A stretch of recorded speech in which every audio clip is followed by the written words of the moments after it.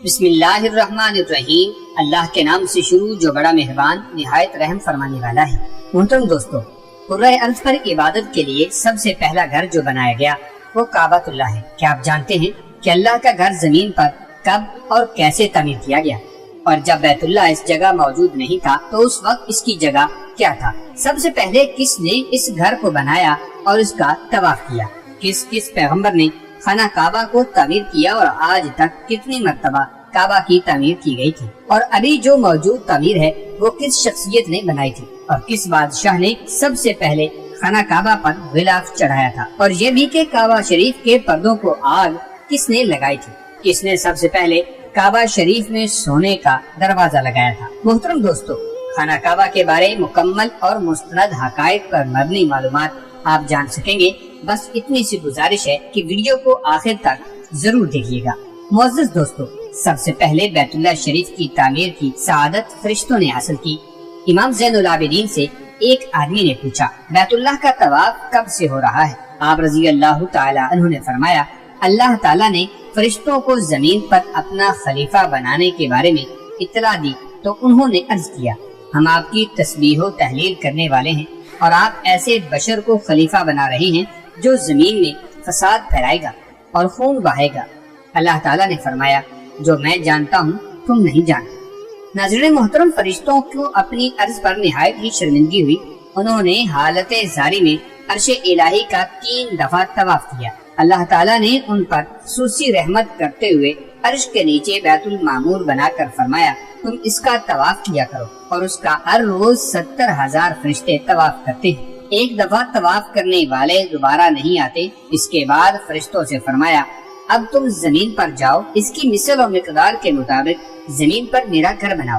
اس طرح سب سے پہلے بیت اللہ شریف یعنی خانہ کعبہ کی تعمیر فرشتوں نے کی تھی۔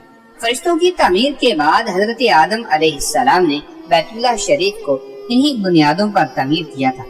حضرت عبداللہ ابن عباس روایت کرتے ہیں کہ جب اللہ تعالیٰ نے حضرت آدم علیہ السلام کو جنت سے نکالا اور زمین پر بھیج دیا تو ان کا سر آسمان سے لگتا تھا اور ان کے پاؤں زمین پر تھے، اور ان کو فرشتوں کی عبادت کی آواز سنائی دیتی تھی۔ حضرت آدم علیہ السلام خوف خدا کی وجہ سے کشتی کی طرح لرزتے اور کانپتے تھے۔ اللہ تعالیٰ نے ان کا قد کم کر کے 60 ہاتھ کر دیا۔ حضرت آدم علیہ السلام نے بارگاہ خداوندی میں فریاد کی، یا اللہ، مجھے فرشتوں کی آواز سنائی کیوں نہیں دیتی؟ تو اللہ تعالیٰ نے جواب دیا، اے آدم، تم اپنے فعل کی بدولت ان کی آواز سننے سے محروم ہوئے۔ پھر حکم دیا کہ زمین پر میرا ایک گھر تیار کرو اور اس کے گرد طواف کرو اور مجھے یاد کرو، جس طرح فرشتوں کو میرے عرش کے ارد گرد طواف کرتے ہوئے آپ نے دیکھا تھا۔ محترم دوستو، آدم علیہ السلام نے عرض کیا، اے میرے رب، میں یہ کام کیسے سر انجام دے سکتا ہوں، کیونکہ نہ میں اس جگہ سے واقف ہوں اور نہ میں اتنا قوی ہوں۔ بس اللہ تعالیٰ نے ایک فرشتہ مقرر کیا جو انہیں مغرب کی طرف لے گیا۔ آدم علیہ السلام کا جس کسی باغ پر سے گزر ہوتا اور وہ انہیں اچھا لگتا تو وہ کہتے، مجھے اسی جگہ چھوڑ دو، مگر فرشتہ نے کہا، تمہاری جگہ آگے ہے، یہاں تک کہ وہ مکہ مکرمہ پہنچ گئے۔ راستے میں جس مقام پر آدم علیہ السلام ٹھہرے ان جگہوں پر آبادیاں بنتی چلی گئیں، اور جس مکان کو چھوڑ دیا وہ سب جنگل و بیابان ہو گئے۔ بس آدم علیہ السلام نے بیت اللہ کی تعمیر 5 مقامات کے پتھروں سے کی تھی: طور سینا، طور زیتون، کوہ لبنان، کوہ جودی، اور بنیاد میں جبل ہرا کا پتھر استعمال کیا۔ اس کی تعمیر سے فارغ ہوئے تو وہ فرشتہ انہیں میدان عرفات کی طرف لے گیا اور آدم علیہ السلام کو تمام مقامات حج دکھائے، جہاں آج بھی لوگ مناسک حج ادا کر رہے ہیں اور قیامت تک کرتے چلے جائیں گے۔ اس کے بعد انہیں واپس مکہ لایا گیا۔ پھر انہوں نے 1 ہفتہ تک بیت اللہ کا طواف کیا اور سرزمین ہند کی طرف لوٹ آئے اور بوز نامی پہاڑی پر آپ کی وفات ہوئی۔ ناظرین محترم، وقت گزرتا گیا اور اللہ تعالیٰ نے حضرت نوح علیہ السلام کا ظہور فرمایا، مگر قوم نوح نے پیغمبر خدا کی بات کی طرف توجہ نہ کی اور پھر اللہ تعالیٰ نے ایک طوفان میں غرق کر دیا۔ حضرت نوح علیہ السلام کے زمانہ میں طوفان کی آمد سے کعبہ شریف ایک دفعہ منہدم ہو کر پوشیدہ ہو گیا تھا، مگر حجر اسود کو حضرت جبرائیل علیہ السلام نے جبل ابو قیس جو کہ کعبہ شریف کے قریب تھا اس میں حفاظت کے ساتھ رکھ لیا۔ طوفان کے ختم ہونے کے بعد عین خانہ کعبہ کے مقام پر سرخ رنگ کا ٹیلا نمودار ہو گیا تھا، جس کے اوپر سیلاب کا پانی نہیں چڑھا تھا اور حضرت نوح علیہ السلام کی کشتی اللہ تعالیٰ کے حکم سے اس کے گرد طواف کرنے لگی، جس کی بدولت لوگوں کو علم ہو گیا کہ یہ بیت اللہ کی جگہ ہے، لیکن اس کی بنیادیں غائب ہو چکی تھی اور جو بھی آدمی وہاں کر دعا کرتا اس کی دعا قبول ہوتی تھی۔ اس وجہ سے لوگوں کا یقین کامل ہو گیا تھا کہ یہی وہ جگہ ہے جہاں اللہ تعالیٰ کا مقدس گھر موجود تھا، اور یہ حضرت ابراہیم علیہ السلام کے زمانے تک یوں ہی رہا۔ ناظرین محترم، تیسری مرتبہ تعمیر کعبہ حضرت ابراہیم اور حضرت اسماعیل علیہ السلام نے کی۔ وہ اس طرح کہ جب حضرت ابراہیم علیہ السلام کی عمر 90 برس ہوئی تو اللہ تعالیٰ نے انہیں ایک فرزند ارجمند سے نوازا جس کا نام اسماعیل علیہ السلام رکھا گیا۔ یہ وہی فرزند ہیں جنہوں نے بڑے ہو کر اپنے والد حضرت ابراہیم علیہ السلام کے ساتھ مل کر بیت اللہ شریف کی تعمیر کی تھی۔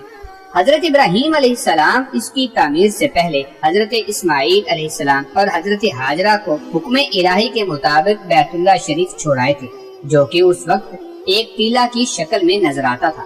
جب حضرت ابراہیم علیہ السلام کو بیت اللہ شریف کی تعمیر کا حکم ملا تو آپ مکہ مکرمہ اپنے بیٹے حضرت اسماعیل کے پاس پہنچے اور انہیں بتایا کہ اللہ تعالیٰ نے حکم دیا ہے کہ اس کا گھر تیار کرو۔ انہوں نے جواب دیا کہ آپ کو جو حکم ملا ہے اس کی تعمیر کیجیے، جس کا ذکر اللہ تعالیٰ نے قرآن مجید میں ارشاد فرمایا ہے، وَعَهِدْنَا إِلَىٰ إِبْرَاهِيمَ وَإِسْمَاعِيلَ أَن طَهِّرَا بَيْتِيَ لِلطَّائِفِينَ وَالْعَاكِفِينَ وَالرُّكَّعِ السُّجُودِ، اور ہم نے ابراہیم اور اسماعیل کو تاکید فرمائی کہ دونوں مل کر میرے گھر کو طواف، رکوع اور سجدہ کرنے والوں کے لیے پاک اور صاف رکھو۔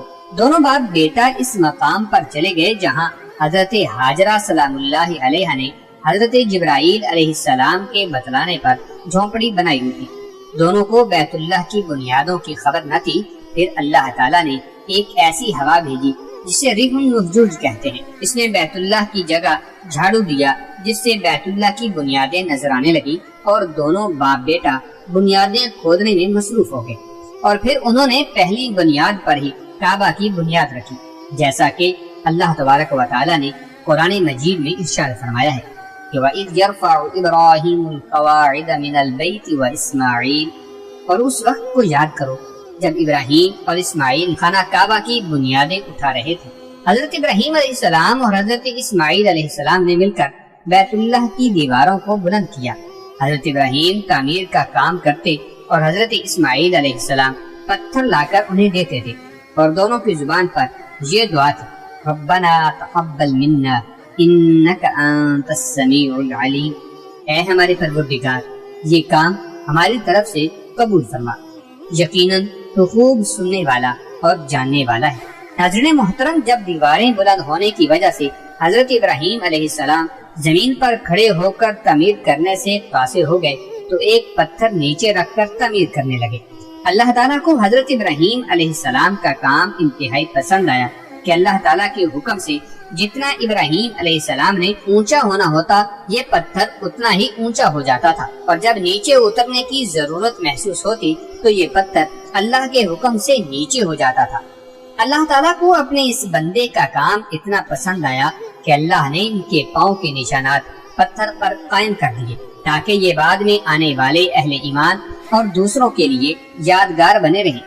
اسی پتھر کو مقام ابراہیم کے نام سے پکارا جاتا ہے، جس کے متعلق اللہ تعالیٰ نے قرآن مجید میں اس طرح ارشاد فرمایا ہے، وَاتَّخِذُوا مِن مَّقَامِ إِبْرَاهِيمَ مُصَلًّى، ابراہیم کے کھڑے ہونے کی جگہ کو مقام نماز بنا لو۔ محترم دوستو، حضرت ابراہیم اور اسماعیل نے بیت اللہ شریف کی تعمیر 5 پہاڑوں کے پتھروں سے کی تھی، طور سینا، طور زیتا، جبل لبنان، جبل جودی اور جبل ہیرا۔ یہ وہی 5 پہاڑ ہیں جن پہاڑوں کے پتھروں سے جناب آدم علیہ السلام نے پتھر لے کر کعبۃ اللہ کی تعمیر کی تھی۔ تعمیر کے دوران جب حضرت ابراہیم علیہ السلام حجر اسود کے مقام پر پہنچے تو آپ علیہ السلام نے حضرت اسماعیل علیہ السلام سے فرمایا کہ جاؤ ایک پتھر تلاش کر کے لاؤ جسے یہاں لگانا ہے تاکہ لوگوں کے لیے طواف شروع کرنے کا نشان بن جائے۔ لیکن آپ علیہ السلام تلاش کرنے کے باوجود ایسا پتھر تلاش نہ کر سکے۔ جب واپس آئے تو دیکھا کہ حضرت ابراہیم علیہ السلام کے پاس ایسا پتھر ہے جس کی روشنی چاروں طرف پھیلی ہوئی تھی۔ پوچھا، ابا جان یہ پتھر کہاں سے آیا؟ حضرت ابراہیم علیہ السلام نے فرمایا اسے وہ لایا ہے جس نے مجھے تم پر بھروسہ کرنے سے بے نیاز کر دیا، یعنی جبرائیل علیہ السلام یہ پتھر لائے ہیں۔ محترم دوستو، یہ بات یاد رہے کہ ابراہیم علیہ السلام نے کعبہ شریف کی جو تعمیر کی تھی اس کا چھت نہیں تھا، اس کا دروازہ زمینی سطح کے برابر تھا۔ حجر اسود اس قدر سفید تھا کہ اس کی روشنی مشرق سے مغرب اور شمال سے جنوب تک پھیلی ہوئی تھی۔ اس کے سیاہ ہو جانے کی وجہ یہ ہوئی کہ دور جاہلیت اور دور اسلام میں یہ کتنی دفعہ آگ کی لپیٹ میں آیا۔ محترم دوستو، حجر اسود کے بارے میں آتا ہے کہ یہ جنت سے لایا گیا پتھر تھا۔ اس کی فضیلت پہلے سے تھی، مگر جب رسول کریم صلی اللہ علیہ وسلم نے اس کو بوسہ دیا تو اس کی عظمت و قدر کا اظہار ہر سو ہو گیا۔ بلکہ ایک دفعہ جناب امیر المومنین حضرت عمر فاروق رضی اللہ تعالی عنہ طواف کر رہے تھے کہ حجر اسود کو بوسہ دیا اور فرمایا کہ اے حجر اسود، عمر نے تجھے اس لیے نہیں چوما کہ تو جنت سے لایا گیا ہے، عمر نے تجھے اس لیے بوسہ دیا ہے کہ تجھے میرے رسول صلی اللہ علیہ وسلم نے بوسہ دیا۔ تو محترم دوستو، چوتھی مرتبہ تعمیر کعبہ قریش مکہ نے اس لیے کی تھی کہ ایک عورت نے کعبہ کو دھونی دینی چاہی، تو ایک شرارہ غلاف کعبہ پر گر گیا، جس کی وجہ سے ہر طرف آگ لگ گئی تھی اور ہر سمت سے دیواریں پھٹ کر کمزور ہو گئی، اور کچھ ہی عرصہ کے بعد مکہ مکرمہ میں سیلاب امڈ آیا، جس سے حفاظت کے لیے اہل مکہ نے حفاظتی بند بھی بنایا ہوا تھا، مگر سیلاب اس قدر زور کا تھا کہ بند بھی ٹوٹ گیا اور سیلاب کا پانی حرم کعبہ میں داخل ہو گیا تھا، جس کی وجہ سے کعبہ کی دیواروں میں شگاف پڑ گئے اور دیواریں منہدم ہونے لگی۔ اب کعبہ کی تعمیر نئے سرے سے کرنے کا ارادہ کیا گیا، مگر ایک مسئلہ درپیش تھا کہ کعبہ شریف کے اندر ایک کنواں تھا جس میں لوگ کعبہ کے لیے لائے گئے نذرانے ڈال دیتے تھے۔ اس کنویں کو کعبہ کا خزانہ کہا جاتا تھا۔ ایک مرتبہ ایک چور نے اس خزانے کو چرانے کی کوشش کی، مگر وہ اسی کنویں میں ہی مر گیا۔ اس کے بعد اللہ تعالیٰ نے اس خزانے کی حفاظت کے لیے ایک سانپ جو کہ ایک اژدہا کی مانند تھا اس کو تعینات کر دیا، جو کہ ہر وقت کنویں کے منڈیر پر بیٹھا رہتا تھا۔ لوگ اس کے ڈر سے قریب نہ جاتے تھے، مگر اللہ تعالیٰ نے ایک پرندہ کو بھیجا اور وہ پرندہ اس سانپ کو اٹھا کر لے گیا تھا۔ اب قریش مکہ خوش ہو گئے کہ ہمارے اس اقدام پر اللہ کی رضا بھی شامل ہے۔ فیصلہ کیا گیا کہ اب کعبہ کی دیواروں کو اونچا کیا جائے اور دروازے کو بھی اونچا لگایا جائے تاکہ ہر کوئی اس میں داخل نہ ہو سکے۔ کعبہ کی تعمیر میں تمام قریشی قبائل نے اپنے اپنے طور پر الگ الگ پتھر جمع کیے، جس میں اللہ کے رسول صلی اللہ علیہ وسلم بھی اپنے مبارک گردن پر پتھر رکھ کر دھوتے رہے۔ پھر کعبہ کی تعمیر شروع کی۔ جب عمارت حجر اسود تک اونچی ہو گئی تو ان میں حجر اسود کو نصب کرنے کا جھگڑا شروع ہو گیا۔ جھگڑا اس نوبت تک پہنچ گیا کہ تمام قبائل نے ایک دوسرے پر تلواریں سونت لی۔ 4-5 دن اسی جھگڑے میں گزر گئے۔ اس وقت قریش میں سب سے بزرگ شخص مغیرہ بن عبداللہ بن عمر بن مخزوم تھے۔ انہوں نے تجویز پیش کی کہ اس شخص کو فیصل مان لو جو کل صبح سب سے پہلے مسجد حرام میں داخل ہو۔ سب اس بات پر راضی ہو گئے۔ اگلے دن سب سے پہلے مسجد میں داخل ہونے والے رسول اللہ صلی اللہ علیہ وآلہ وسلم تھے۔ سب کہنے لگے یہ امانت دار شخص ہے، ہم اس کے فیصلے پر راضی ہیں۔ جب آپ نبی کریم صلی اللہ علیہ وسلم نے تمام صورتحال دیکھی تو فرمایا میرے پاس ایک کپڑا لاؤ۔ جب کپڑا لایا گیا تو آپ صلی اللہ علیہ وسلم نے اپنے دستے مبارک سے حجر اسود اس میں رکھا اور فرمایا ہر قبیلہ اس کپڑے کا کوئی نہ کوئی کنارہ پکڑ لے، پھر سب مل کر اٹھاؤ۔